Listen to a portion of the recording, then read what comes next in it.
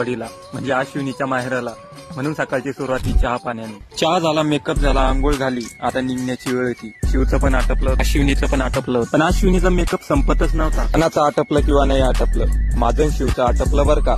मामाच्या गावाला जाण्याचं निघालो मग आम्ही भोर, पाचोरा, खानदेश, निबुरी. 10-15 किलोमीटर आल्यावर अजिंठा हे गाव पुढे आलं. सकाळी 7लाच निघालो होतो. शिवला भूक लागली होती म्हणून एका ठिकाणी आम्ही हरीश्वर पिप्पळगाव या ठिकाणी सर्वजण थांबलो आणि तिथे नाश्ता करून घेतला. आम्हाच्या गावाला जाताना निसर्गमय वातावरण, एका ठिकाणी तळं भरलेलं वाणीगाव या ठिकाणी आम्ही पोहोचत आलो होतो. वातावरण निसर्गमय म्हटल्यावर एक सेल्फी तर व्हायलाच पाहिजे, म्हणून सेल्फी काढून घेतली. गाडीवर बसलो आणि निघालो पुन्हा.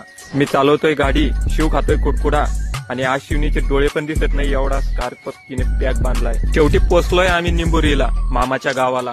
पण वाटेतच लागला आम्हाला पूर पण असा तसा नाही तर 100 मीटर लांब असलेला 100 किलोमीटरचा प्रवास करून शेवटी आलो आम्ही